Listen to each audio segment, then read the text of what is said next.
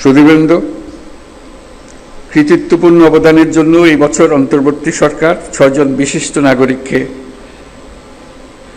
মরণোত্তর স্বাধীনতা পুরস্কারে ভূষিত করেছে। তারা সবাই বাংলার সূর্য সন্তান। অধ্যাপক জামাল নজরুল ইসলাম একজন বিশ্ববরেণ্য বিজ্ঞানী। পৃথিবীর নামকরা সব বিজ্ঞানীরা তাকে চেনেন। তিনি সবসময় প্রকৃতি ও মানুষের কল্যাণে নিয়োজিত ছিলেন। আল মাহমুদ আধুনিক বাংলা সাহিত্যের অন্যতম উজ্জ্বল কবি। তার কবিতা বহু কবি, লেখক, পাঠককে অনুপ্রাণিত করেছে।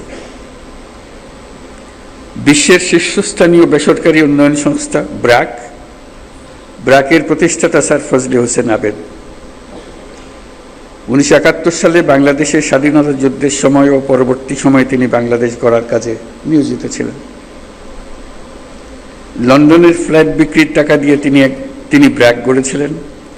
প্রান্তিক গরিব মানুষের জীবনমান উন্নয়ন সহ বহুমুখী কাজে ব্র্যাক এখনও গুরুত্বপূর্ণ ভূমিকা রেখে চলেছে। লেখক ও বুদ্ধিজীবী বদরুদ্দিন উমরকে রাষ্ট্রীয় সম্মাননা জানাতে পেরে আমরা আনন্দিত ও সম্মানিত। তার সম্মাননা স্মারক আমাদের পরের প্রজন্মের জন্য অনুপ্রেরণা হিসেবে জাতীয় জাদুঘরে সংরক্ষিত থাকবে। বাংলার সঙ্গীত ও আর্টের 2 উজ্জ্বল নক্ষত্র আজম খান ও নবের আহমদ। পূর্ব বাংলায় নবেরার হাতেই প্রথম ভাস্কর্যের উদ্বোধন হয়। তিনি আধুনিক ভাস্কর্যের পথিকৃৎ। আর বাংলা পপ গানের সম্রাট আজম খান মহান মুক্তিযুদ্ধে গান গেয়ে এদেশের তরুণদের অনুপ্রেরণা জুগিয়েছেন।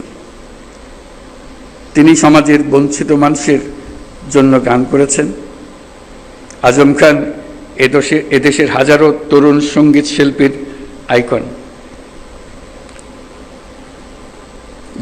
যে জেনজি প্রজন্ম জুলাই গণঅভ্যুত্থানে নেতৃত্ব দিয়েছে, তাদের অনুপ্রেরণার নাম বুয়েট শিক্ষার্থী আবরার ফাহাদ।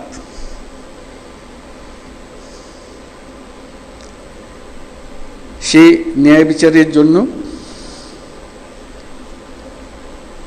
বাক স্বাধীনতার জন্য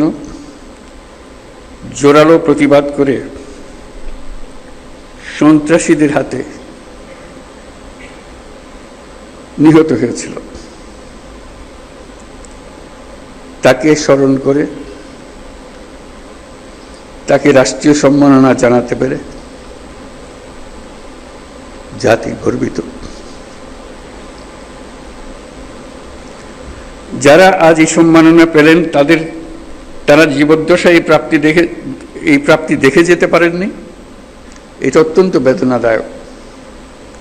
আজকের দিনে তাদের অবদানকে আমরা কৃতজ্ঞতার সঙ্গে স্মরণ করছি। স্বাধীনতা পদক প্রাপ্তদের স্বজন যারা আজ এখানে উপস্থিত আছেন, তাদের প্রতি আমার শুভেচ্ছা ও সহমর্মিতা জানাচ্ছি।